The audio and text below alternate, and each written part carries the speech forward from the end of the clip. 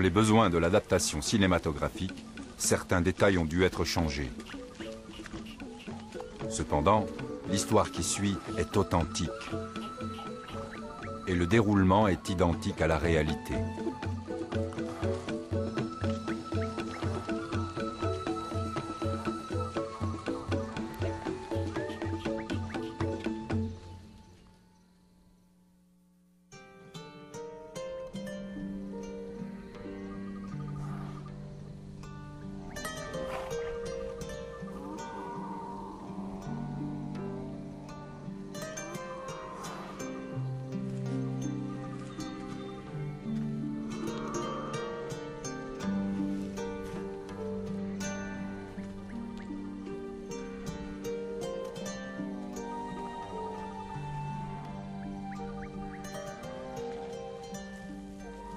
Je fais partie du peuple Fulani, et en accord avec nos coutumes, quand j'étais encore un gamin, j'étais le premier à me lever le matin, car j'étais le plus jeune.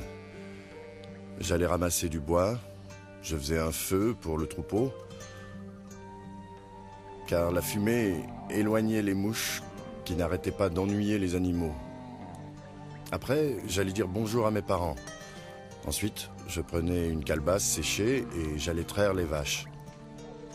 Quand j'avais fini, je devais relâcher les veaux pour qu'ils retrouvent leur mère. Après, j'assemblais le troupeau et je l'emmenais paître. Selon nos coutumes, c'est le devoir d'un fils de faire paître le troupeau. Sinon, ce fils est considéré comme inutile. C'était donc mon devoir.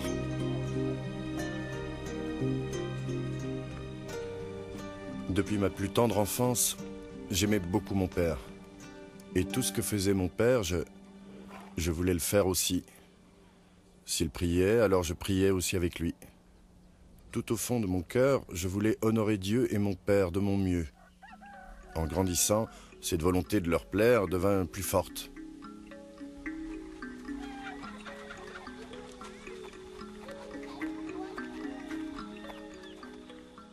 Père, je suis béni d'avoir un père comme toi. Tu m'as donné tout ce qu'un fils peut attendre de son père. Mais j'ai quand même une grande faveur à te demander, si tu as la patience de m'écouter. Dis-moi de quelle faveur il s'agit. Eh bien, est-ce que tu me permets de continuer mes études?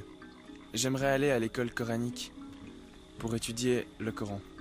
J'y tiens, c'est mon plus grand souhait. J'espère que tu seras d'accord. Tu as autre chose à me demander? Non, père. Bien. Oui, mon fils, je suis tout à fait d'accord. Tu iras étudier à Bochi avec le cheikh Ibrahim. Voilà. Merci, père. Qu'Allah te vienne en aide et que sa paix puisse toujours te guider. Amen, père. Alors, prépare tes affaires. J'y vais, père. Bien. Merci encore. J'y vais tout de suite.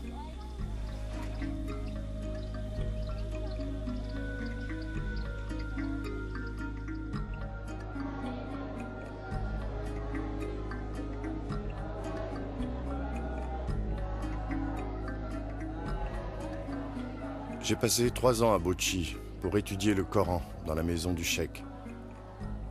Je n'étais pas le seul étudiant. Nous étions nombreux.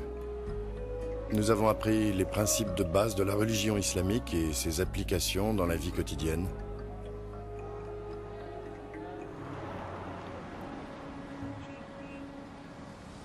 De là, je me suis rendu à Gombe où j'ai encore passé 2 ans à étudier l'islam. C'est à Gombe que j'ai enfin compris comment on devait interpréter le Coran. Ensuite, 2 ans à Maïdougouri pour continuer.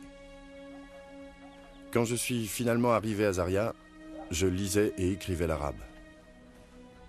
Je suis resté 1 année à Zaria où j'ai fait des études approfondies sur l'islam. À la fin de mes études à Zaria, j'avais 22 ans.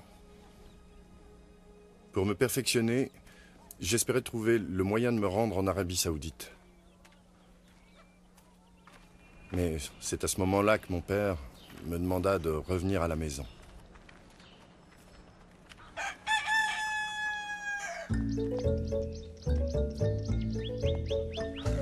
Mon père trouvait que c'était mieux que je reste au village, pendant que nous cherchions les moyens pour m'envoyer étudier en Arabie Saoudite.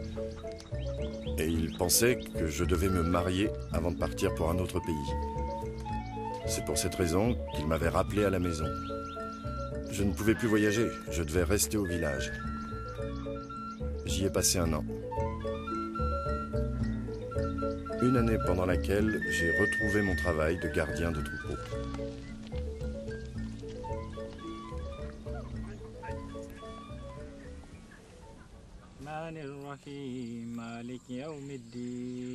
Je suis aussi devenu le chef spirituel et le professeur de notre village.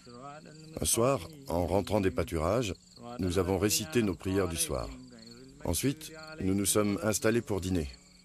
Pendant la conversation, mon père a dit qu'il était ennuyé que je ne sois pas marié.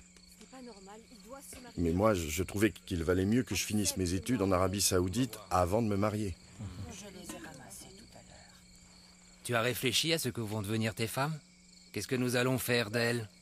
Mais père, tu sais bien que je ne suis pas encore marié. Hélas, je le sais. Mais c'est la volonté d'Allah qu'un homme prenne des épouses. Oui, c'est la volonté d'Allah. Alors marie-toi si tu sais que c'est sa volonté. Non, père.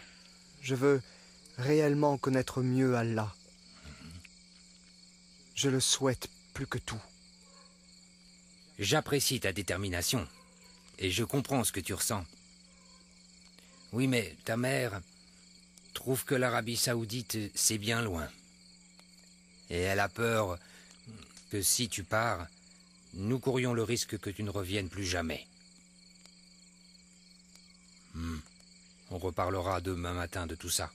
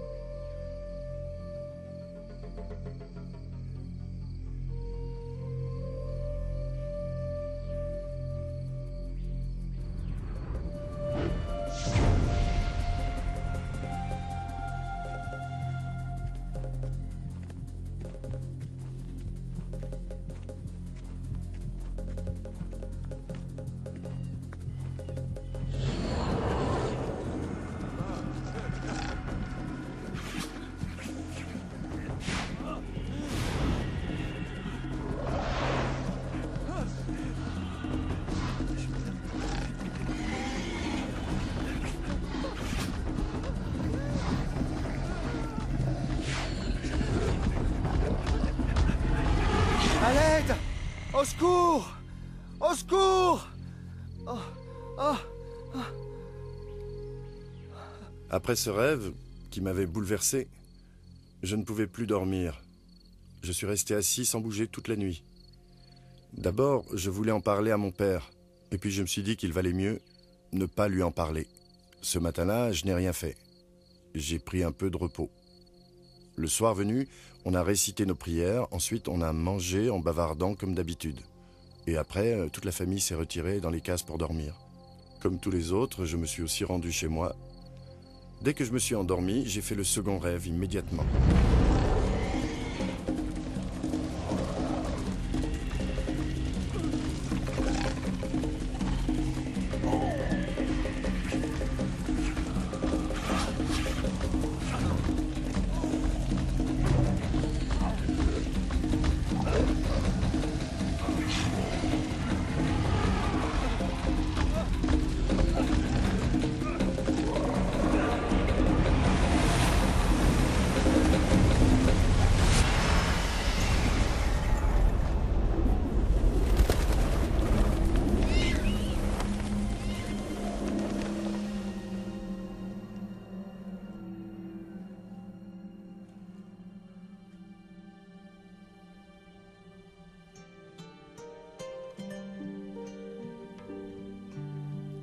Mon fils, que fais-tu ici? Je n'en sais rien. Veux-tu que je te ramène chez toi?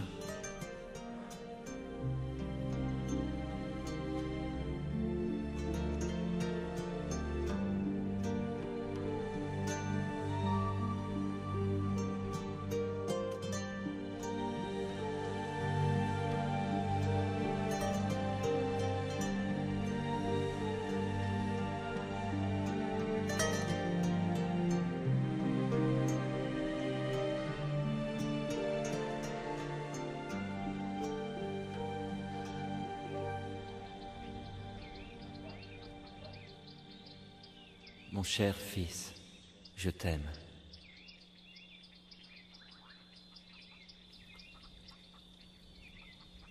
Ce second rêve ne m'a pas effrayé.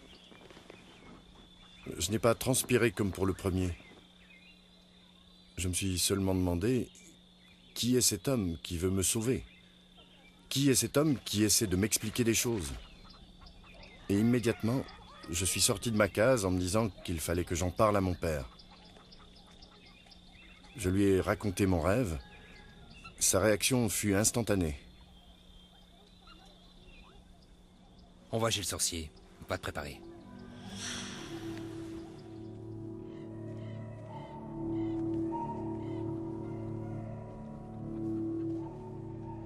As-tu apporté une noix de cola? Oui, j'en ai une. Tiens.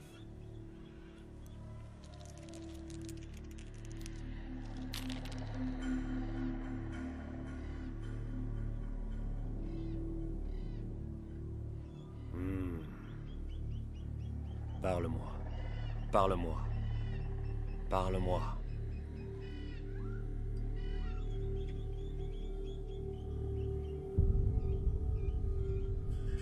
Prends-en un.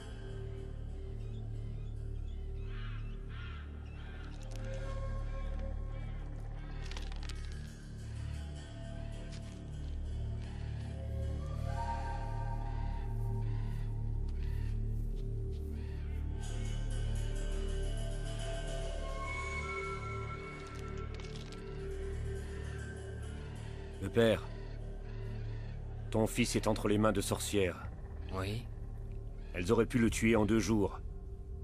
Heureusement que tu es venu. Avec ces sorcières, je vais passer un marché.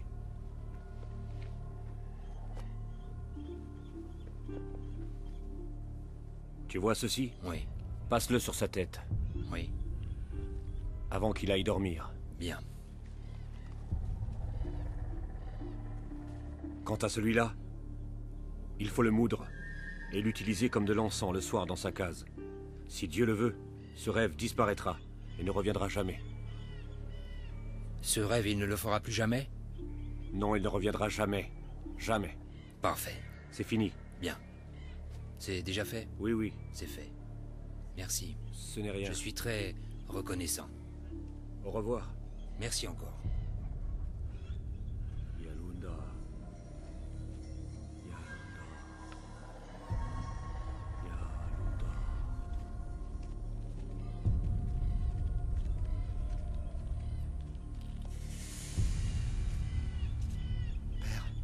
Père, Qu'est-ce qu'il y a? j'ai eu un autre rêve. Quel genre de rêve? J'étais sur le point de tomber dans une crevasse quand des esprits malins me sont apparus. Papa!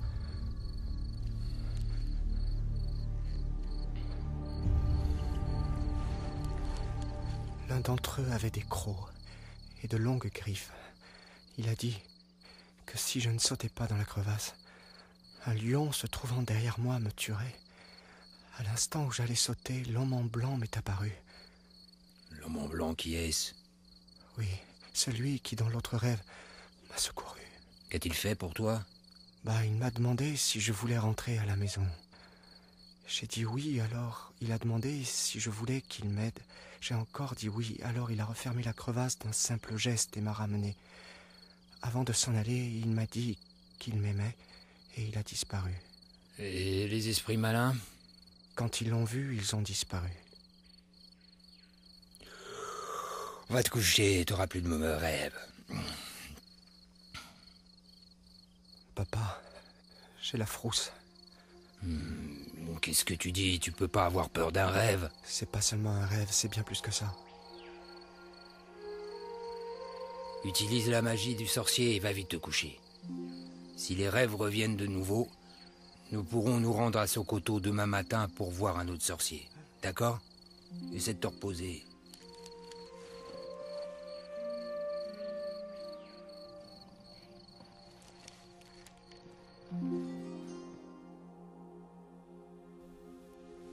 La nuit suivante, j'ai fait un autre rêve, et les 6 nuits qui suivirent aussi. Dans tous ces rêves, l'homme qui portait des tuniques d'un blanc étincelant venait à mon secours et me sauvait chaque fois des mauvais esprits. J'étais en sécurité avec lui. Je sentais qu'il me protégeait. À la fin de chacun des rêves, il répétait toujours la même chose, sans varier. « Je t'aime, mon fils. Je t'aime, mon fils. Je t'aime, mon fils. Je t'aime. » J'ai commencé alors à comprendre que l'homme qui était dans mes rêves était le prophète qui, dans le Coran, est connu sous le nom de prophète Isa, et que les chrétiens appellent Jésus, le Messie. Après cela, j'ai eu le dernier rêve. En fait, c'était le 7e rêve.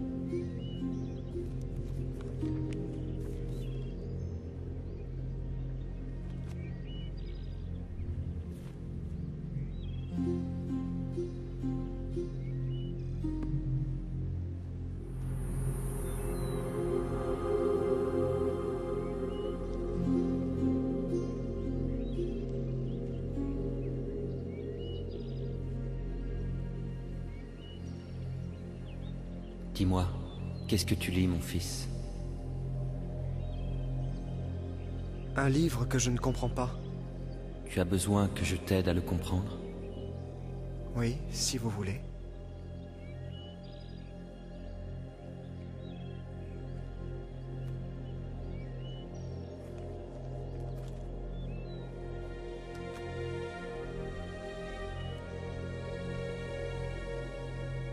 Mohamed, ce livre vient de Dieu. Il contient sa parole. Tous les versets ont été inspirés par Dieu lui-même. Venez à moi, vous qui êtes fatigués et chargés, et je vous donnerai du repos. Prenez mon joug sur vous et recevez mes instructions, car je suis doux et humble de cœur, et vous trouverez du repos pour vos âmes, car mon joug est aisé et mon fardeau léger. As-tu déjà entendu parler du chemin, de la vérité et de la vie?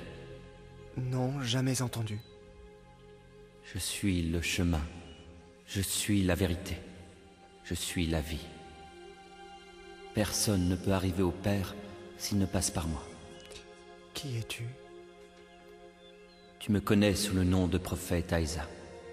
Je suis venu à toi pour te donner la vie éternelle. Si tu me reconnais en tant que ton sauveur et ton Dieu, tu deviendras un enfant de Dieu. Parce que Dieu a des enfants? Les enfants de Dieu sont nés de son esprit. Les enfants de Dieu ne sont pas nés de la chair. Est-ce que tu crois en Dieu? Oui, je crois en Dieu. Si tu veux le salut, crois aussi en moi. Ce monde t'apportera de nombreuses épreuves. Mais réjouis-toi. J'ai triomphé de ce monde. Aimerais-tu me recevoir? Oui, je veux te recevoir.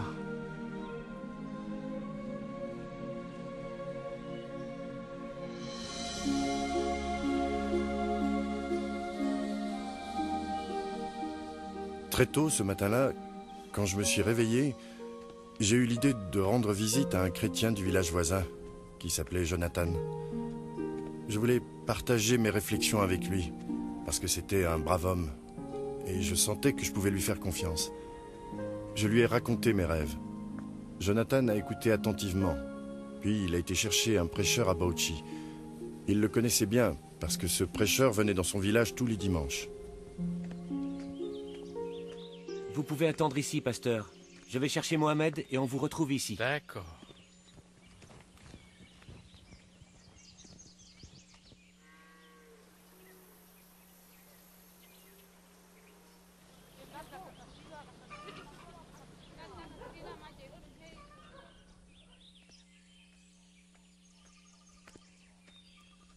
Voilà, Tu es de pasteur. retour? C'est bien. Et Mohamed? Il est là. Ah, c'est lui. Oui, je vous présente Mohamed. Bonjour. Pasteur? Approche, sois le bienvenu. Merci, pasteur. Mohamed, Pasteur? tu me parais bien brave. Ton ami Jonathan m'a parlé des rêves que tu fais. J'aimerais que tu me racontes ces rêves toi-même, en détail. C'est vrai, pasteur. Dernièrement, j'ai fait plusieurs rêves qui me font peur. Des personnes habillées en noir m'ont tourmenté dans ces rêves. Elles voulaient me tuer. J'ai craint pour ma vie. Chaque fois, j'ai été sauvé par un homme vêtu tout en blanc. Il dit que je le connais comme étant Aïsam, mais qu'il est... Le chemin est la vérité et qu'on ne peut pas aller au Père sans lui. Il m'a aussi demandé de le recevoir. J'ai raconté au pasteur tout ce qui s'était passé dans mes rêves. Tu dois le recevoir dans ton cœur, en tant que Dieu et Sauveur. Il a compris tout de suite que je ne pouvais plus me permettre d'attendre et accepter Jésus comme mon Dieu et mon Sauveur. Es-tu prêt à accepter l'invitation qu'il t'a faite pour le recevoir dans ton cœur? Réfléchis, Mohamed.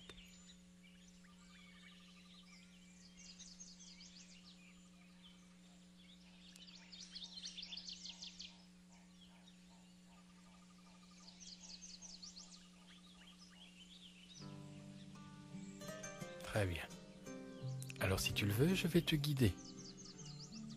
Tu verras que Jésus deviendra source de paix en toi. Répète après moi. Moi, Mohamed, Moi, Mohamed, accepte Jésus accepte Jésus comme Dieu et Sauveur. comme Dieu et Il Sauveur. va me montrer... Il m'a fait dire une simple prière et je me suis repenti de mes péchés. Amen. J'ai reçu Jésus et il est devenu mon Sauveur et mon Dieu. Dès que j'ai ouvert les yeux, j'ai ressenti une joie et une paix comme jamais auparavant. J'étais heureux et mon cœur plus léger parce que je n'avais plus peur. Mon angoisse avait disparu. Je n'avais plus que joie et paix au fond de mon cœur. Et j'ai senti l'Esprit de Dieu qui me poussait vers mon père et ma mère pour que je leur révèle que j'avais obtenu la grâce de Dieu dans ma vie. Non, mais je dois rêver. Mon fils est devenu un chrétien. Ah, je ne pourrai jamais l'accepter. Jamais.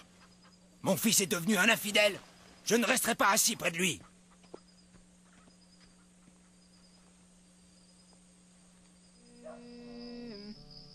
الله أكبر الله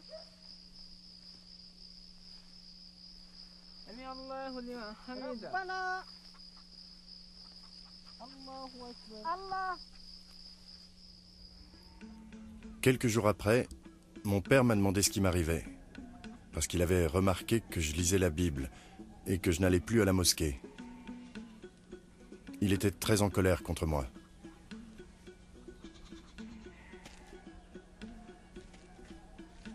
Ce genre de choses n'est jamais arrivé dans notre famille avant aujourd'hui, je te préviens. Je vais faire en sorte que ça ne se reproduise plus. Alors je te donne seulement 2 options. Ou tu renonces à Jésus, ou tu quittes ma maison sans tarder, à tout jamais. Tu es mon père. Tu sais que je t'aime et que j'ai du respect pour toi. Crois-moi, je n'ai pas l'intention de te faire du mal ou te porter préjudice. Il faut cependant que je te dise que je vais continuer dans la voie que je crois juste et que je continuerai à vivre en chrétien jusqu'à ce que Jésus vienne me montrer où aller. Quand mon père se rendit compte qu'il ne pourrait pas me convaincre de renier ma foi, il incita toute la famille à me traiter comme un paria, Mohamed, jusqu'au jour où... sors de cette case, viens ici.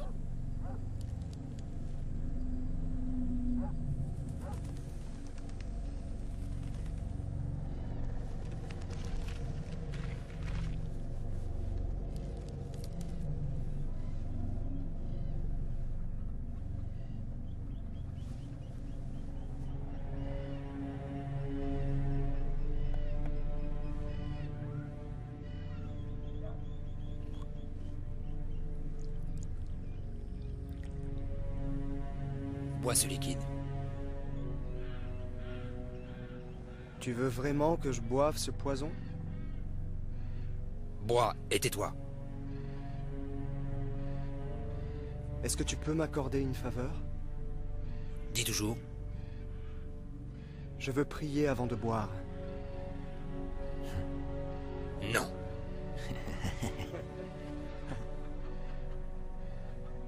et puis j'en ai rien à faire. Si tu veux prier, prie, mais après, je veux que tu boives. Entends-moi, Jésus. C'est à cause de toi que je dois boire ce poison. Je mets ma vie entre tes mains.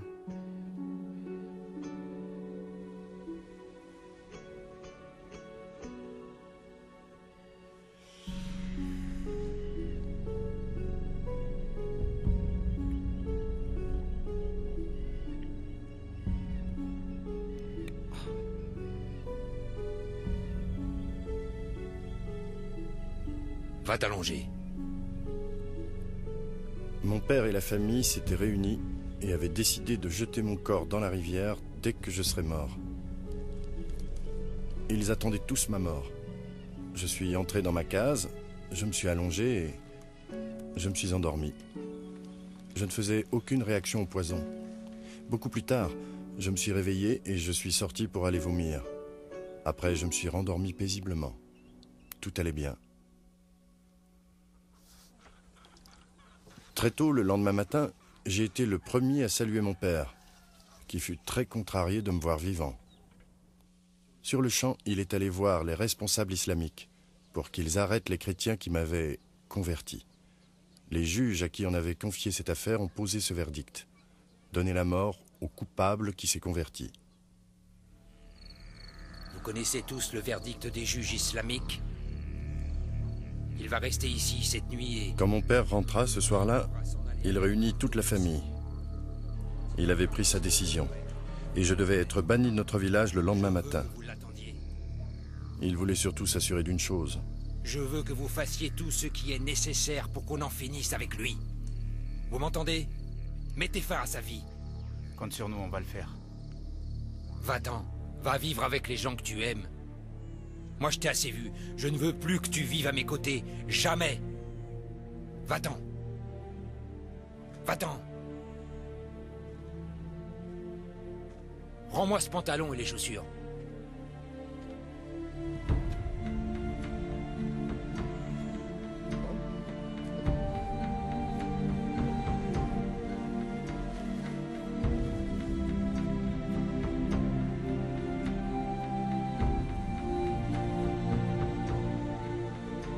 Fiche le camp.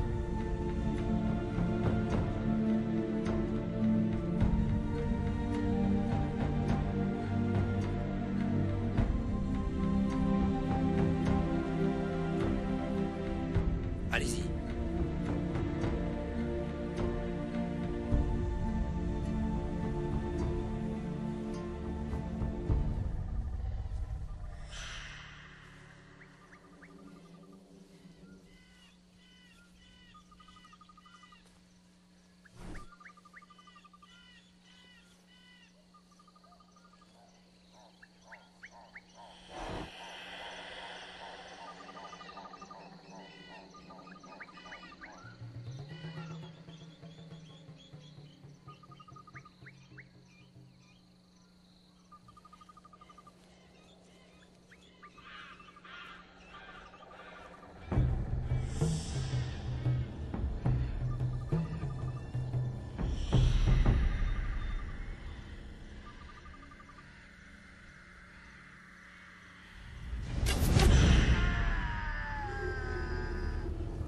Je me suis écroulé au sol en gémissant.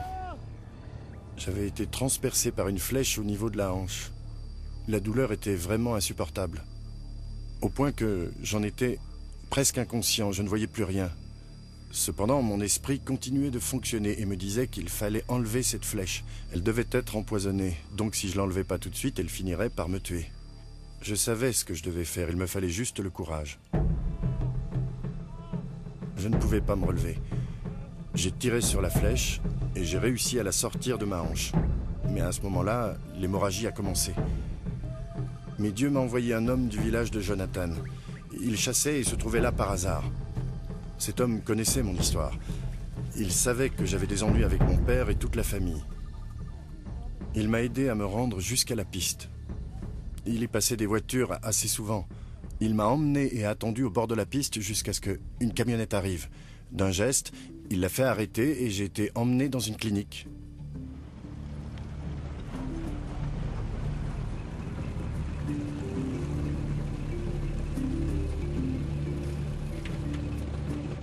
l'arrivée de cette camionnette était providentielle. Encore une fois, Dieu m'avait secouru. La clinique où on m'emmenait avait bonne réputation, mais les soins coûtaient cher. Et ce sont les chrétiens du village de Jonathan qui se sont cotisés pour payer mon intervention chirurgicale. Je suis resté plus d'1 mois en convalescence dans cette clinique. Ensuite, j'ai été accueilli au village de Jonathan où j'ai vécu pendant 18 mois. Mon père a fini par apprendre où je me trouvais. Et il a prévenu la charia.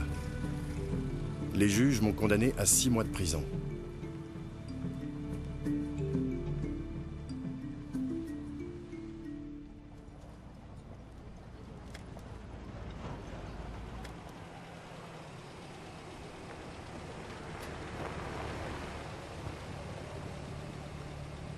Après 6 mois de détention, j'ai été relâché et escorté dans le village de mon père par la police.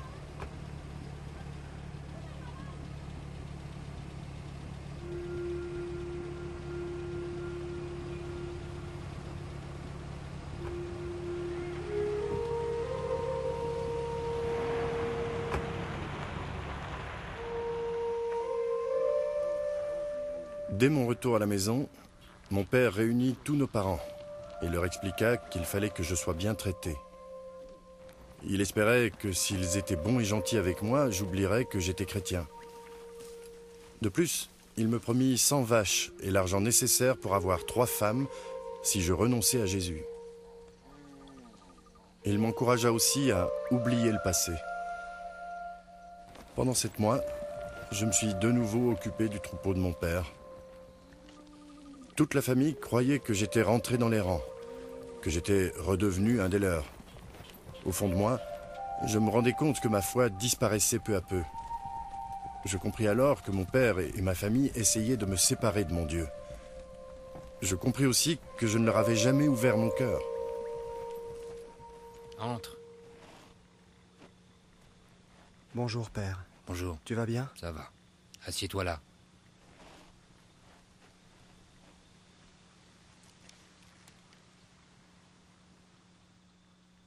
Je voudrais te parler de ta fiancée, mon garçon.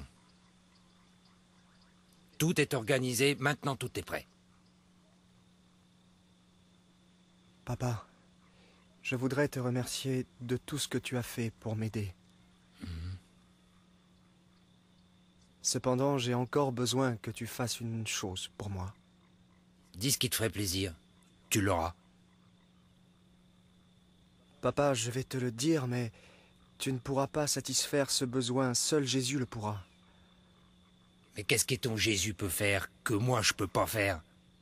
Vas-y, dis-le-moi. Papa, est-ce que tu peux me donner la vie éternelle?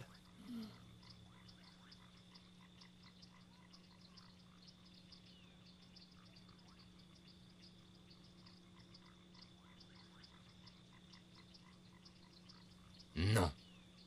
Je peux pas te donner la vie éternelle. Papa, comme tu ne peux pas me donner la vie éternelle, eh bien je reste avec Jésus parce que lui va me la donner.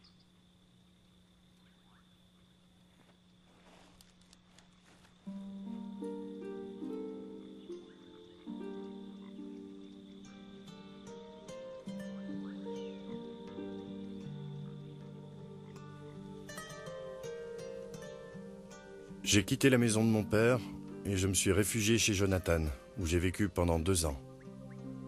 Pendant cette période, je ne ressentais aucune envie de communiquer avec ma famille. Je n'en ressentais aucun besoin. Puis un jour, j'ai reçu un message. Mon père était à l'hôpital, très malade, et il désirait me voir.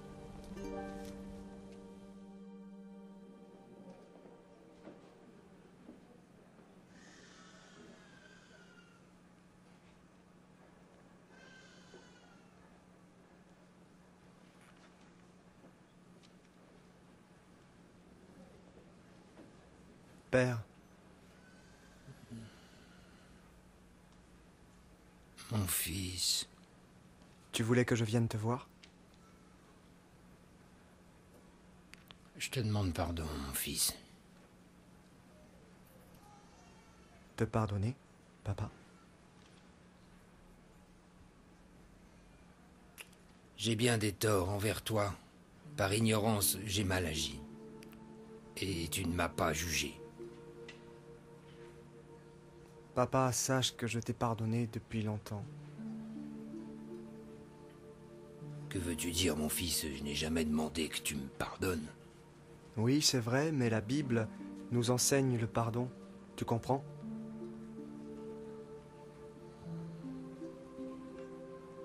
Mon fils, accroche-toi à ton Dieu de toutes tes forces.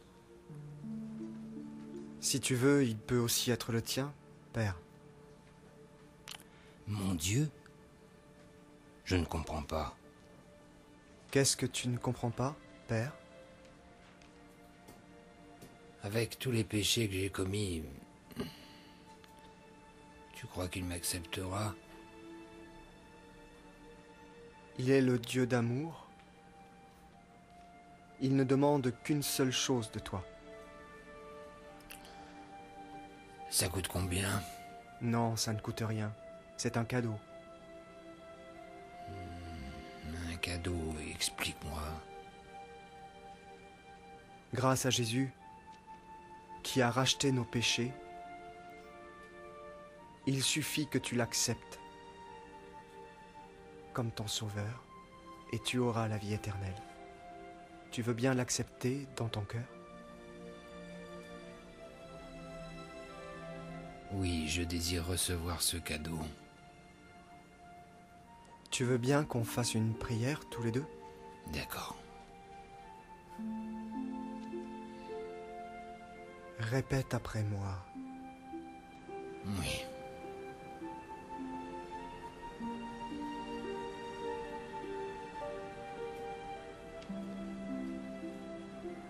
Jésus, je viens devant toi.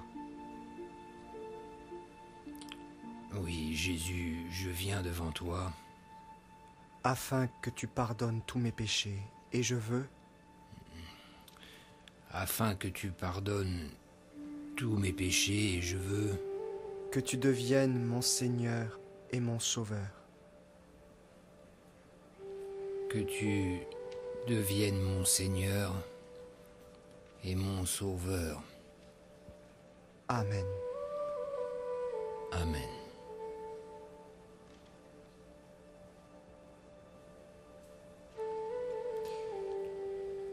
Maintenant, je vais prier pour que tu guérisses. Non, je ne veux pas que tu pries pour ma guérison. Et pourquoi? Je comprends pas. C'est Dieu qui nous guérit ou pas? Mais non, je veux pas être guéri. Je suis prêt à rencontrer celui qui est le Sauveur. Je veux dire Jésus.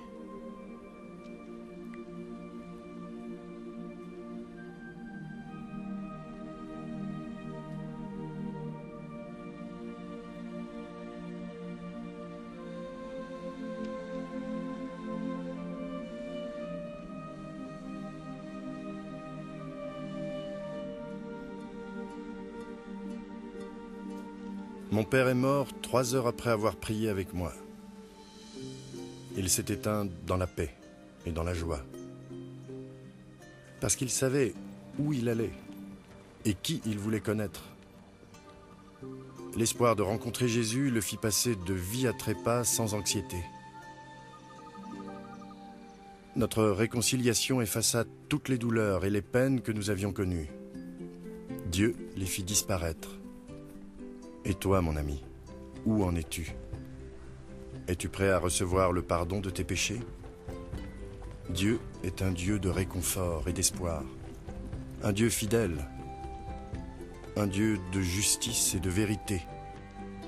Dieu est le chemin, la vérité et la vie, et c'est par lui que l'on reçoit la vie éternelle. Prépare-toi à le recevoir dans ton cœur. Laisse-le devenir ton Seigneur et ton Sauveur. Es-tu prêt, mon ami, dès aujourd'hui, à te repentir et à le recevoir comme ton Seigneur et Sauveur? Lui, il est prêt et il t'attend. Adresse-toi à lui maintenant. Il prendra soin de tous tes besoins. Il te rendra victorieux dans ta vie. «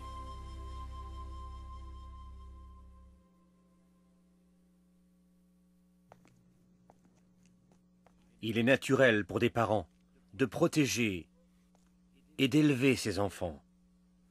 Le père de Mohamed n'était pas une exception, mais Mohamed a franchi une frontière. Et à ce moment-là, Mohamed a mérité la mort aux yeux de son père. Il a eu la possibilité d'adjurer, de se rétracter. Il ne put le faire, sa conscience ne lui permit pas. Il savait au fond de lui que l'expérience qu'il avait eue était bien plus qu'un rêve. Nous avons eu une vision totalement différente quand nous comparons la relation entre Mohamed et son père et la relation entre Jésus et Dieu. Le père de Mohamed n'hésita pas à décréter que son fils devait mourir pour ses péchés, surtout que selon lui, Mohamed avait commis le péché le plus grave, celui de choisir un autre Dieu, tandis que Dieu le Père avait décrété que Jésus allait mourir pour les péchés de l'humanité. Vous vous demandez peut-être, Jésus avait-il déplu à son Père en quelque façon? Pas du tout. Dans l'évangile de Matthieu chapitre 3, Dieu a parlé de Jésus, en ces termes. « Celui-ci est mon Fils bien-aimé, en qui j'ai mis toute mon affection. » En fait, durant son ministère sur terre, Jésus n'a jamais fait quoi que ce soit pour déplaire à son Père. Jamais, c'est certain. Pourquoi son Père alors? Je parle maintenant de Dieu. A-t-il voulu que son Fils soit crucifié et qu'il meure sur la croix comme un criminel, couvert d'opprobre et de honte? Comment un Père parfait peut-il abandonner son Fils à une mort aussi abominable que celle de la croix? Un Fils bien-aimé qui toute sa vie n'a rien fait de mal? La seule façon de comprendre, c'est de se référer à la mission du Messie. En effet, Jésus n'est pas venu sur terre pour agir selon sa volonté.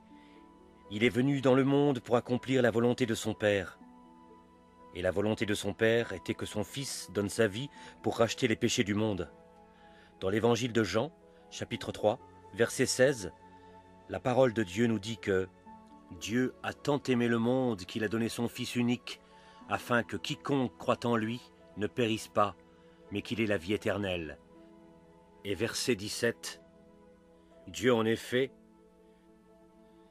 n'a pas envoyé son Fils dans le monde pour juger le monde, mais pour que le monde soit sauvé par lui.